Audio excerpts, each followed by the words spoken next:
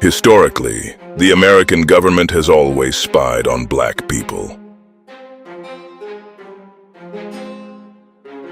Throughout America, including the North, free and enslaved were required to carry a lantern or candle at night. This restriction did not apply to white people. This begs the question, why were whites obsessed with the activities of blacks? Because, for generations, the people in power believed black Americans were a homegrown enemy that needed to be monitored, controlled, and contained. Roger Taney, former Supreme Court Chief Justice, once said, "The Negro has no rights which the white man is bound to respect." Think about that as you watch this video. From the very beginning, that belief took institutional form inside the Bureau of Investigation, the agency that would later become the FBI. And under J. Edgar Hoover, that suspicion became doctrine. Hoover wasn't shy about his racism. He embedded it into federal law enforcement. He called Dr. Martin Luther King Jr. the most notorious liar in the country. He labeled the Black Panther Party an organization that fed school children and protected black neighborhoods, the greatest threat to the internal security of the United States. Icons like Muhammad Ali, Nina Simone, Nat King Cole, Jimi Hendrix, and Aretha Franklin were all followed closely. Aretha, a singer, nothing more, was surveilled for over a decade. They tracked her movements, her friendships, her lovers. To neutralize black leadership, Hoover created COINTELPRO, the counterintelligence program, a secret operation built to infiltrate, discredit, sabotage, and destroy black organizations from the inside.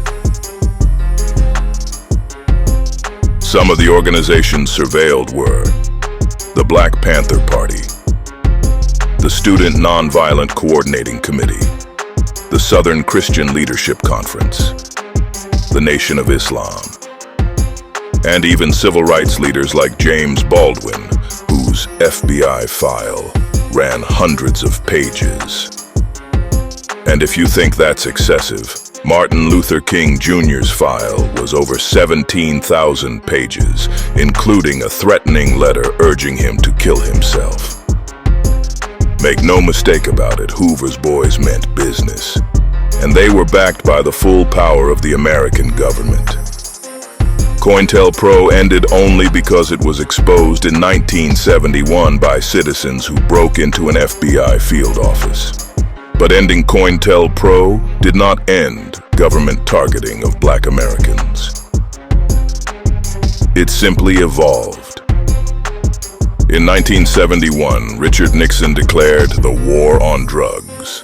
But decades later, the truth behind that declaration finally came out. John Ehrlichman, Nixon's own domestic policy advisor, admitted, "We couldn't make it illegal to be either against the war or blacks. But by getting the public to associate blacks with heroin, we could disrupt those communities.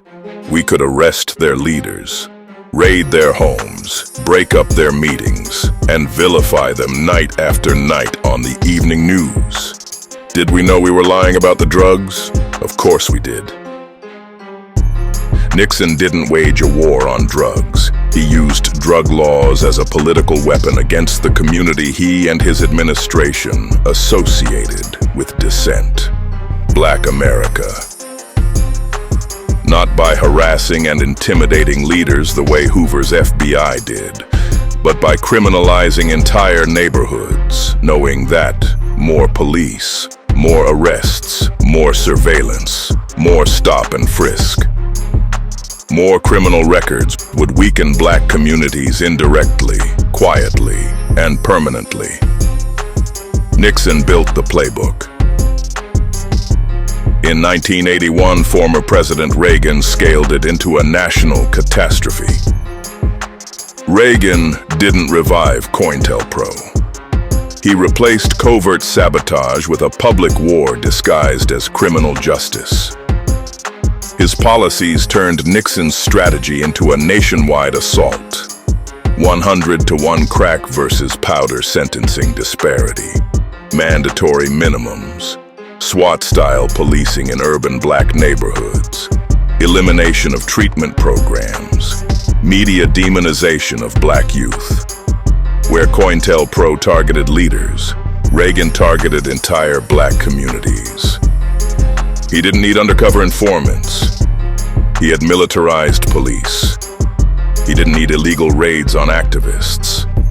He had mass incarceration. Millions were funneled into cages.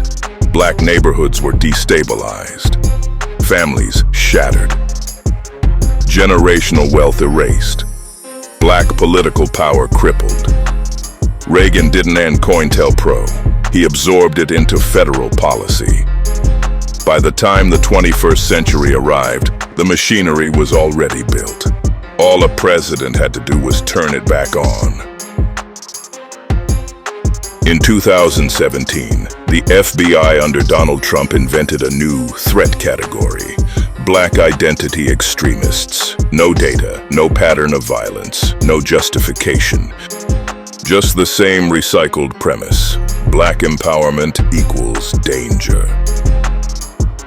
Leaked documents revealed a counterterrorism program called Iron Fist, directed disproportionately at black activists, even as white supremacist violence soared across the country.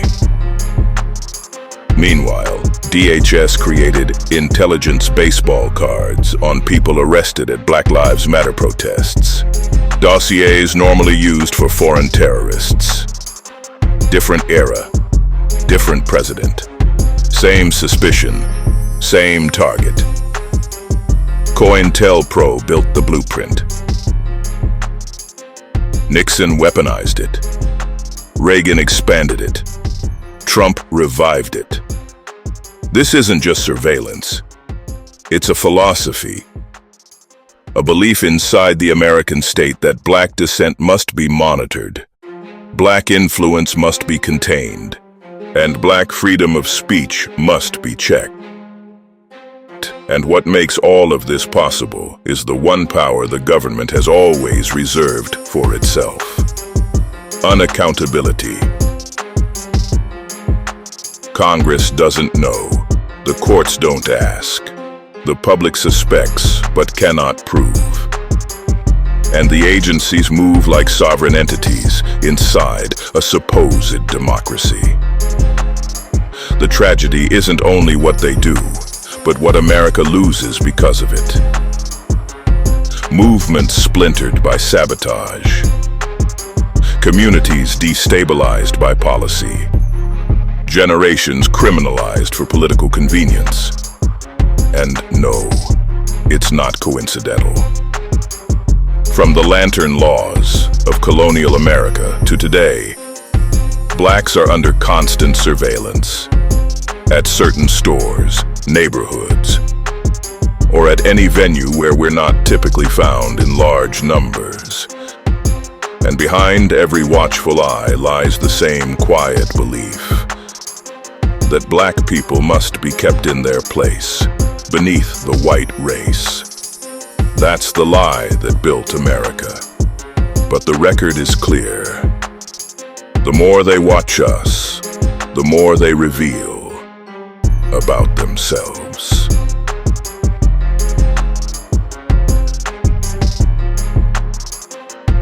To learn more, read Dixieland, Tales, Stories, and Anecdotes of Unfiltered Black American History, available now at Amazon.com.